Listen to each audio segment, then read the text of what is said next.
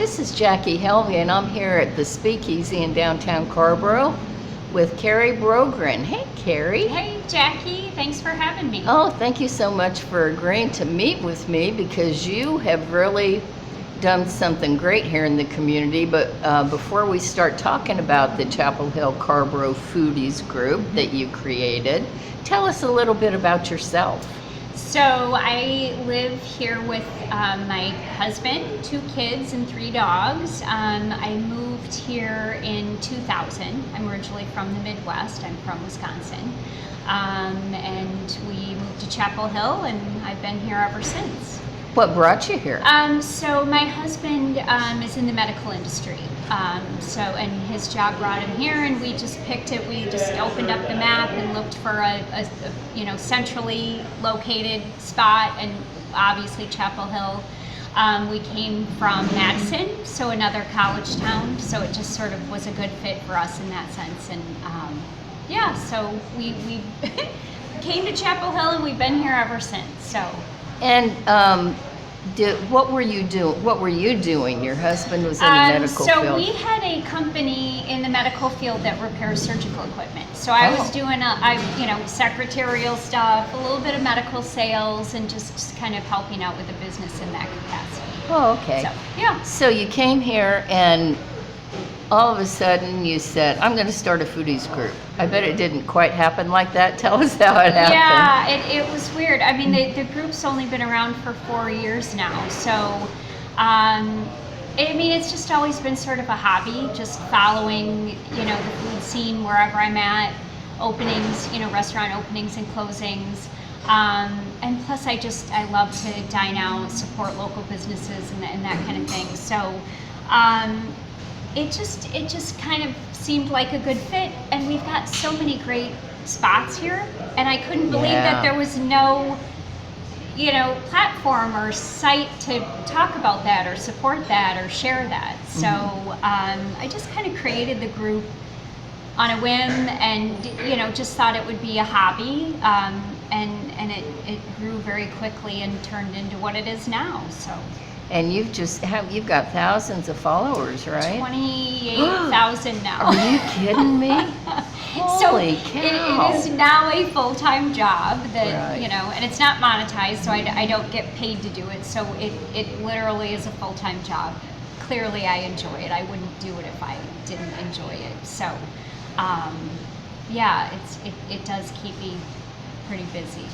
Well, you started it in 2019, and then the pandemic hit. Right.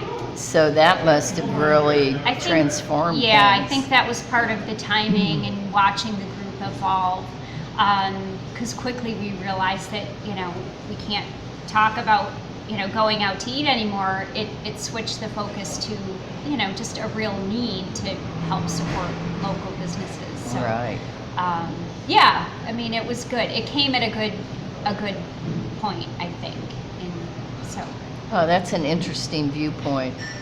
I think around here, well, probably everywhere, those that couldn't adjust went under. Yeah. In terms of restaurants. Yeah.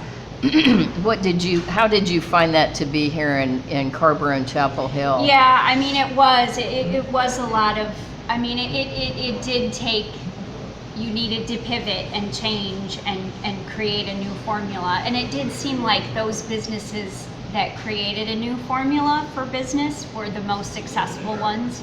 Well, people still need to eat no matter what's going on, right. And we would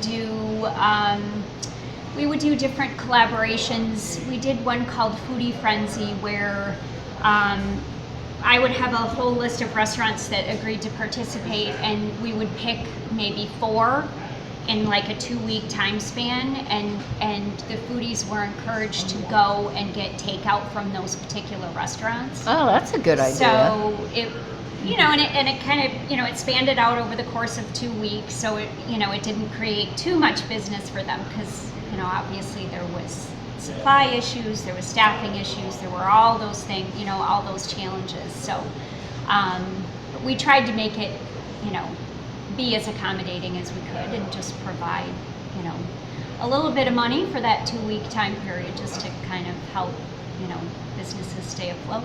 Now I have a question for you.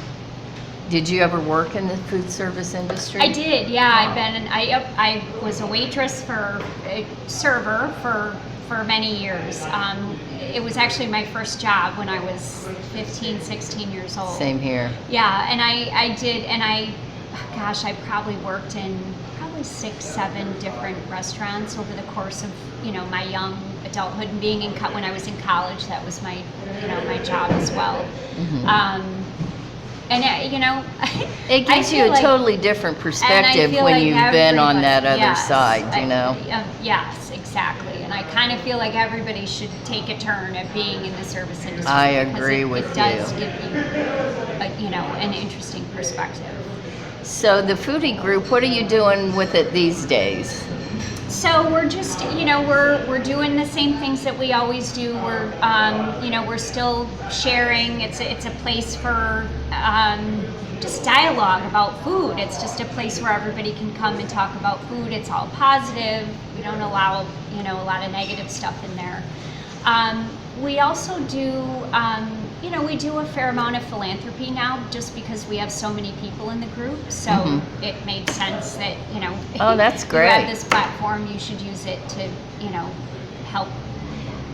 Generally, what I like to do is collaborate with local charities. That way, I'm not dealing with any of the, the charitable donations myself. That goes right into the charity.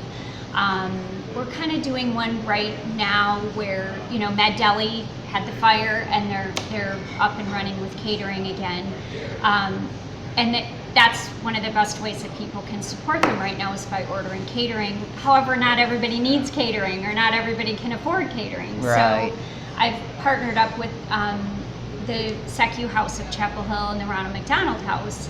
And they do need catering. They're full. They've got, they're full with families who are here with children or loved ones that are, need medical treatment.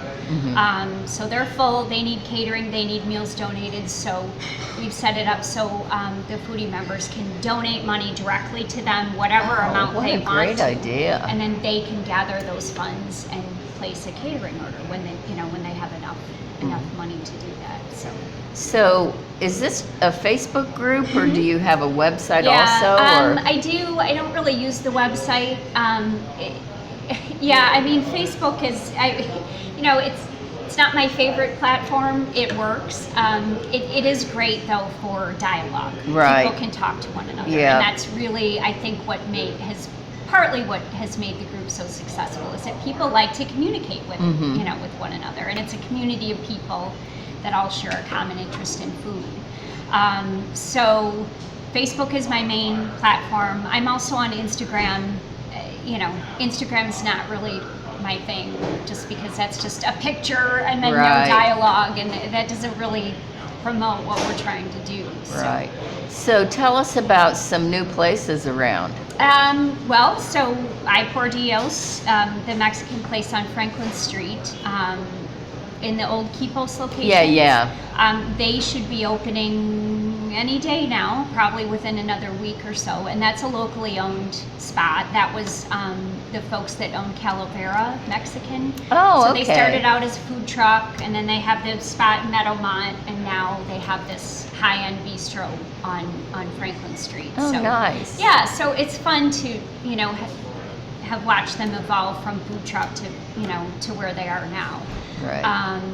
And that should be, that's obviously generated a lot of interest, just because of, the building is dynamic, and the food, the menu is supposed to be dynamic. So. Oh, good. Yeah. So we're excited about that. I'm trying to think of what else is going on. Napoli will be expanding soon. Oh, yeah. A little bit. Not that they. Let's see, they're right next to Jade Palace, and there's sort of a center portion between the two restaurants. Yeah, it's right there. And it's a fairly good sized room, and they're going to knock out the wall and expand. Oh, interesting. Well, that lot has been for sale for I don't know how long. Yeah, it has. I'm surprised that. I'm not surprised they want a fortune. I know. Well, surprised but not surprised. Yeah, right? yeah. But yeah, I think that's about it. Somebody had just posted a new china over in, is it Falconbridge is, I guess, turning into a Mexican restaurant. I Oh, don't know really? anything about it. Huh. I just saw somebody, a foodie member drove by, saw they have their signage up out front, took a picture of it and shared it in the group. Interesting. I guess it's called El Tesoro. Is that the name of the Italian? Well, they're Tesoro, yeah. So cue the confusion. Yeah, yeah. But yeah, I mean, there is a lot going on right now, it seems. Well, and we've got there's a new place down here, LA Eats or something, that's been going on for I don't know how long. And that's actually going to not be that name. That's actually that has evolved into a collaboration with another business owner, and is going to be La Montaigne, I think it's called. Oh, yeah, I took a picture of that the other day. So yeah. that one's actually going to be kind of a collaboration of two business owners, and I think And it's going to be Latin Asian fusion. Oh, interesting. So, We're all waiting to see what's going to happen over here at Tyler's old place. That's I been know. empty for a long I time. know, yeah, there are a couple of spots that have been empty for quite a while, and I don't know if it's because it's such a big space Yeah. or yeah. probably so. When I heard about some of the rents around here, Yeah. holy cow, how can anybody I know. afford I mean, on it? the one hand, it seems like such a waste to have those buildings sit empty, but on the other hand, can you blame anyone for not wanting to go in there and pay high prices? And, Right. And especially, I mean, there are still a lot of restaurants that are struggling. So, Yeah. So, I know, like I Por Dios, part of the delay in opening was staff and finding staff to. I mean, it's still the COVID stuff is still going on. So Right. It is. So if people want to find you, you are, what's the exact name So of it's your... Chapel Hill-Carrboro Foodies. Okay. You can search that up on Facebook and it'll pop up. It's CHCB Foodies on Instagram. Okay. So, and I do have a website, but it's CHCB Foodies, but it's pretty much just there as a backup plan in Yeah. case something happens to the Facebook Facebook group. makes it so easy, you Yeah. know? Yeah. So, and it's free. Yeah, Can't beat the price. right, exactly. Well, it's Yeah. been so great to talk to you Yeah. and learn a little bit more about what's going on. So anybody that wants to know about the food stuff going on in Chapel Hill-Carrboro, go on Facebook and check out Chapel Hill-Carrboro Foodies. Absolutely. Thanks, Jackie. I Yeah, appreciate thank it. you, Carrie.